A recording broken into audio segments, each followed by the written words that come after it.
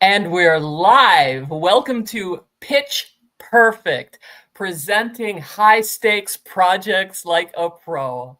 I'm your host. I'm Laura Bergels, and I'm a LinkedIn learning instructor. I teach courses on public speaking, and I am here with my special guest today. Her name is Cindy M. Lewis, and Cindy is also a LinkedIn learning instructor. She teaches project management with Microsoft Copilot, and she teaches Microsoft Project. And Cindy is also an MVP, a most valuable professional in Microsoft Planner. So if you have any questions about Planner or Project or Microsoft Microsoft Project and Microsoft Copilot for project management, be sure to pop them in the comments below and we'll get to them throughout this broadcast. And if you have any questions like that, pop them on in. I met Cindy last month, about exactly a month ago today. Mm-hmm. We were both at a Project Management Institute conference, and it's here in beautiful West Michigan. So we met face to face while we were doing that. So we're in West Michigan, both of us. Where are you coming in from today? If you could pop that in the comments below, I'd like to know where you're from and how the weather is where you're at, because it was gorgeous when Cindy and I met. However, last night we had tornado warnings and we were both in our separate basements working our way through the tornado that wasn't. So that's what we ended up doing. So one thing that Cindy and I bonded over at our conference when it was over and we started chatting was the importance of communication when it comes to project management. So that's why we're here today, to talk about the importance of communication in project management. So I'm going to kick it on over to Cindy by asking the question first. Let's back it up and ask, why is project management even important? Yeah. Thank you, Laura. And really, the biggest thing about project management, it's your roadmap to success. And what better way to learn about how to be successful than to learn from a failure? And I wanted to call everyone's attention to the Fire Festival, which was a very much disaster.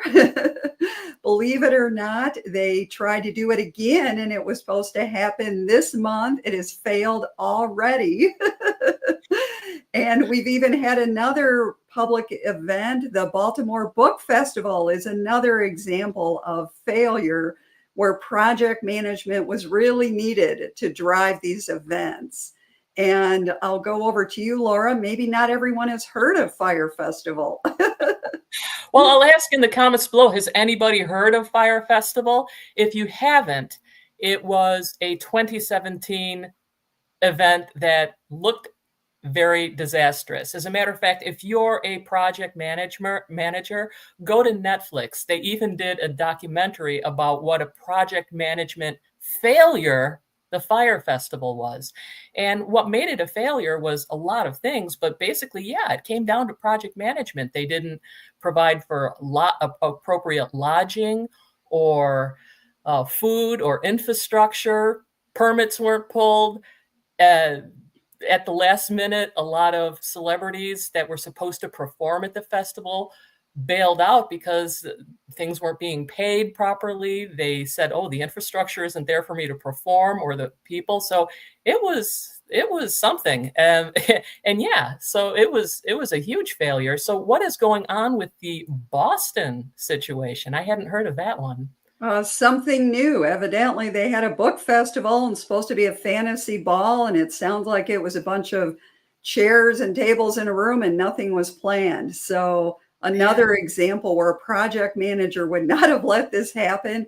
They would have built in critical success factors around scope, around time, around budget, and being able to deliver something. I got to say, as a communication person too, I was really surprised that they're attempting to do a Fire Festival too, because the brand of Fire Festival was so tarnished by the first attempt that it's like, are you really sure that flying under the same banner is a great idea? I'm going to take a time out and welcome some of our people who came here today to see us. Katarina, you're coming in from Europe. Bratislava, Slovakia. I'm glad to see that you're having a sunny day there today. And we have Komal is coming in from Japan, Jaipur, India. Oh, 40 degrees Celsius. Super hot. Super hot. Thanks for coming. And who else do we have? We've got a LinkedIn user coming in from India. Weather's pretty good there. And Sylvia's here. Amy from Massachusetts, 70 and sunny. That's my kind of day. Thanks, Amy. Thanks for coming on in. Well, we've talked a little bit about why project management is important and the disaster of Fire Festival. But when it comes to project management, why are communication skills important? That's really the crux of what we're getting at here today. So let me give you some insight into that. If you don't know your topic and can't tell a story about it, you really don't know it. So as an example, I had a company that said, hey, we spent $2 million. And okay, great. But when I ask why, they can't answer why. If you can't answer why, you really don't know what's going on. You clearly can't communicate that. You need to do a little more research and figure out that item. Also, some other critical things about communication. Did you know that employees are 10 times more likely to be frustrated by lack of communication versus over communicating? And you can credit Daniel Pink for that thought. But how many of us are frustrated by communication failures? I'd love to hear in the comments or read the comments. Do you have some frustrations you're currently or in the past have experienced? You know, that story or the anecdote you told about, oh yeah, I spent $2 million and they couldn't tell a story about it. It makes me think of two different things. I've been on projects where, they'd say, oh, you only spent $2 million? What did you do right? And then there'd be other projects where they said, you did what? You spent $2 million? What went wrong? So you've got to be prepared to tell the story and know exactly where that money went. Do I know whether that $2 million was a good thing and I was really responsible with my budget, or was it a really bad thing and I was really irresponsible with my budget? So telling the story about that is really quite critical. Yeah, and where we met at the project management competition, the teams that did not make it to the final couldn't answer questions from the executive judges about why does this matter. So that's another key thing. We're kind of grooming the project managers of the future.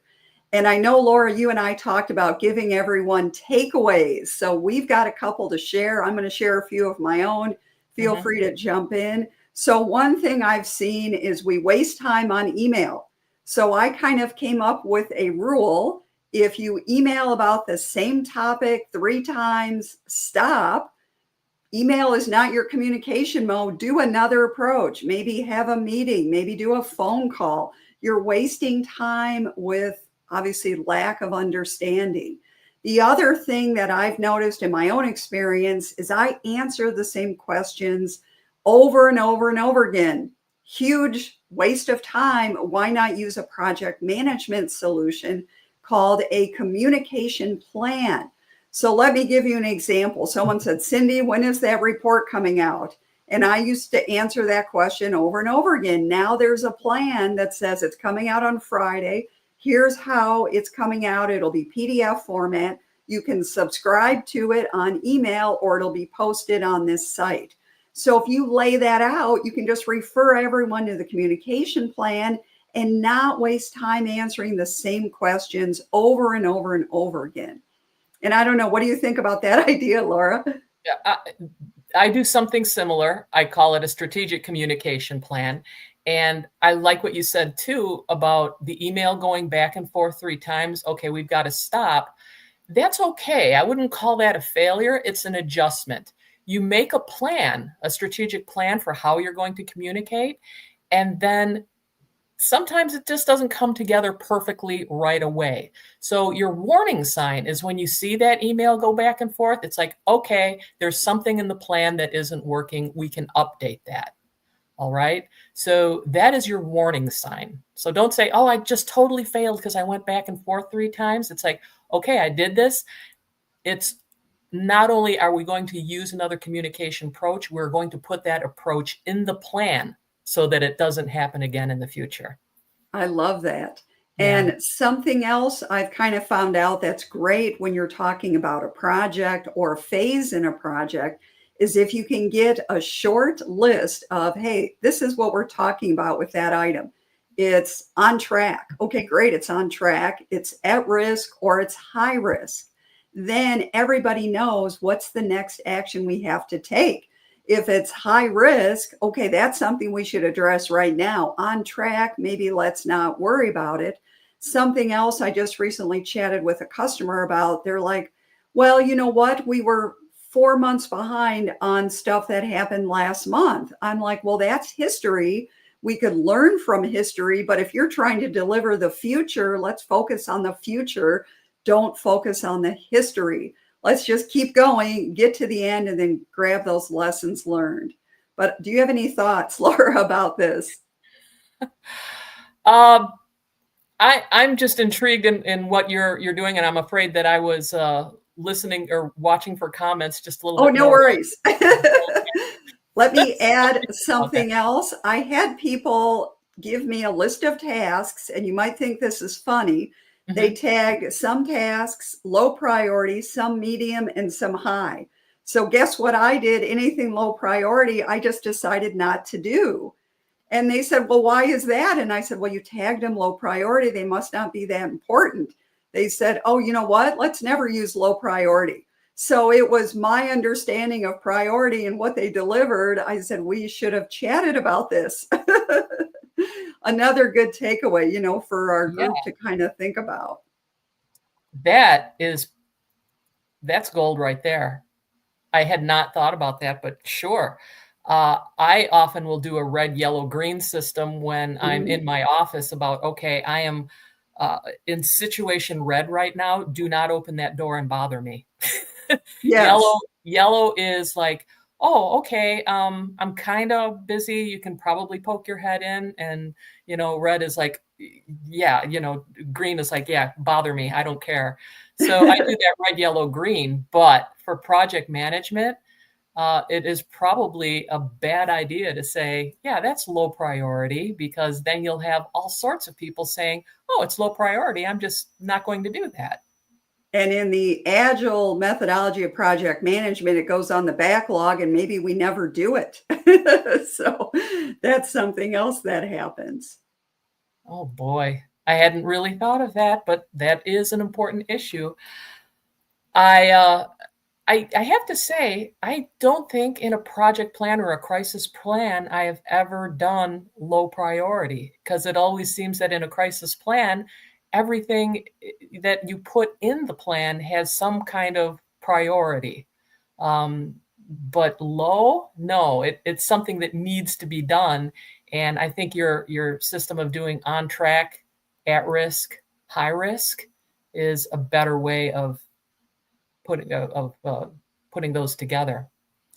It looks like my commenting system isn't commenting the way I want to, so I'm not picking up a lot of the comments anymore. It says, "Hey, we're not showing any of the comments." So I'm sorry if you're asking questions. I'm going actually to the site itself now to see if And anyone's got a question for you.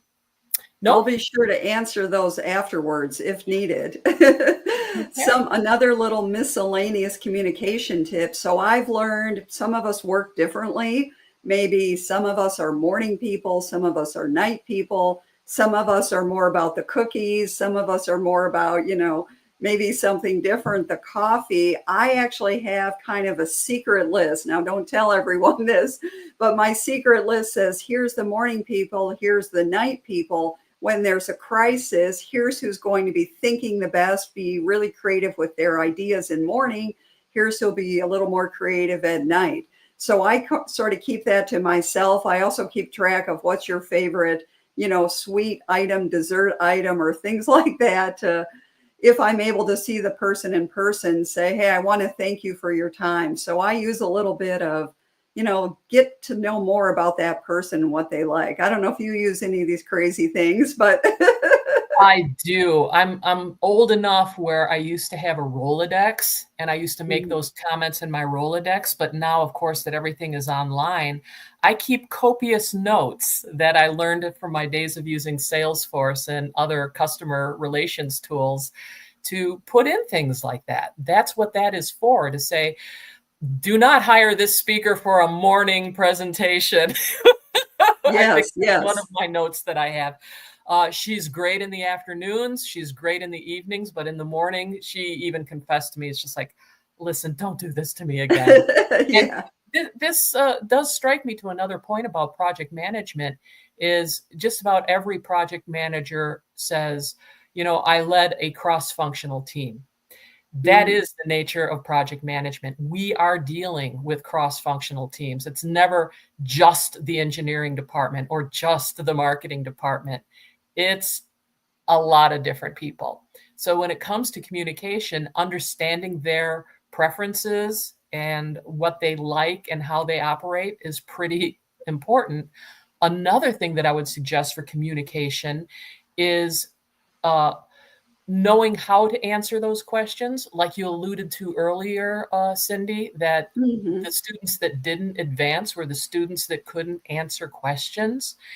And I know that question and answer is a really hard thing for a lot of new people, and it's even a hard thing for executives. It's why in my practice, executives will call me one-on-one to say, okay, I have a media appearance coming up. I need you to drill me so that my mouth gets experience answering that question, and I can do a couple of dry runs, and you can be mean to me and be a hard-nosed reporter so that I can, work through those issues and, get feedback on how to respond. But I will also teach people formulas for answering any kind of question. For example, one of my favorite formulas is bottom line up front.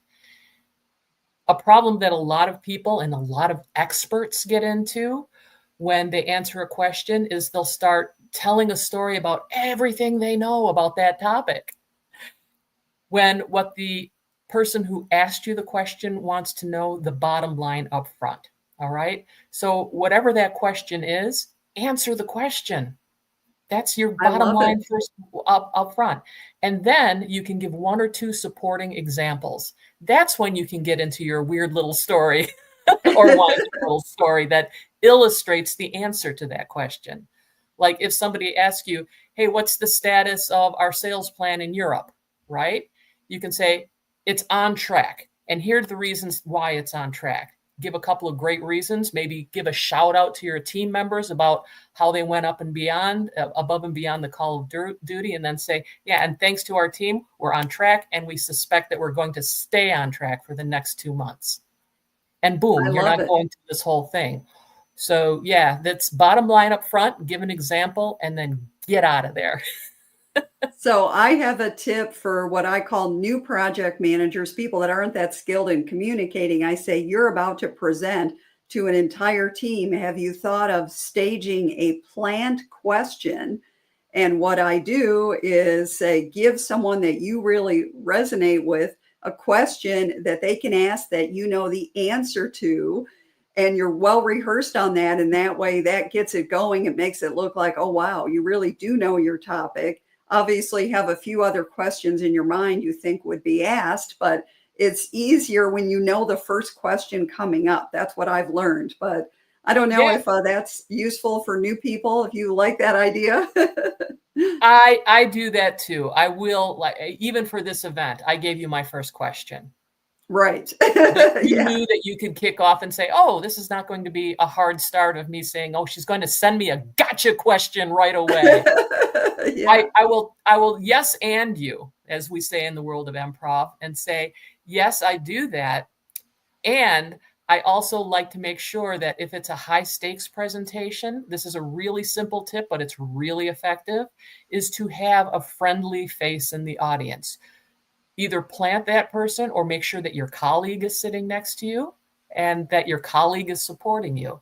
When it's a team presentation and you've got a colleague, what's really important to the stakeholders is that you look like a team while you're presenting, that your Great co-presenter tip. isn't off, looking on their phone and, looking for a date, who knows what they're doing, but to make sure that that person is looking at you and smiling and nodding as you're presenting, that not only helps you, but it sends this quiet message to the people that you're presenting with or presenting to, that your colleague is with you, your colleague supports you, your colleague understands. That adds a lot of credibility to your message. I love it. Amy Lucky said, "Hey, is it working? I'm sending a test." So yeah, I see that came through about 5 minutes ago. So if you have any questions for Cindy regarding Microsoft, using Microsoft Copilot for project management or Microsoft Planner, be sure to pop those in the comments below. And I think since, we had go ahead. Oh, go ahead. No, go ahead. You saw I a was comment? gonna say, I thought we had another really hot topic to get to today. Did you want to bring up our other hot topic? Yeah. I especially did want to ask you this, so thank you for reminding me. And I want to ask this question for two reasons. One is because I know that you teach using Microsoft Copilot for project planning, and because artificial intelligence is all the rage these days. Is artificial intelligence really the answer to project management and communicating eloquently in project management? Yeah, absolutely. Great question. I get this one every day. So first of all, artificial intelligence, it's a tool that you need to embrace, just like we're all on computers. We've learned how to use them. But number two is it is supporting decisions. It does not replace the human element. So just something to take away. The human element, we are much better at doing a critical analysis of the situation and how it relates to our business. We're also much better at understanding the person involved in that decision. We know empathy. So, for a very simple example, I actually did a data analysis. I took all this information from people I work with and said, okay, what are you drinking today? And I got a lot of answers, coffee, pop, tea, whatever it was. Put it in a nice little spreadsheet, had AI analyze it, and it said the favorite drink is coffee. Well, AI didn't realize I did this in the morning. So maybe in the afternoon, it would be different answers. But as a human, I knew, hey, that's not the right answer because this was in the morning. So I don't know what you think kind of about that idea. It can't critically analyze the data. It just gives you an answer based on the data. What I have discovered is you have to, with a fine-tooth comb, go through everything that AI might spit out at you.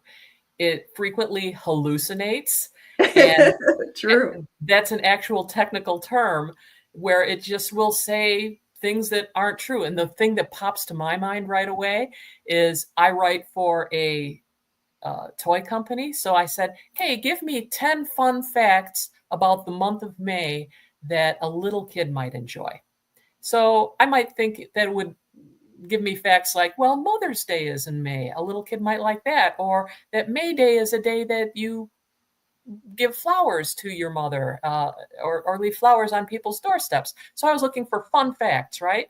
And it said, did you know that May is the only month that only has vowels in it and no consonants? And I'm like, does it though? I mean, that's a pretty simple thing, right? But it gets it wrong.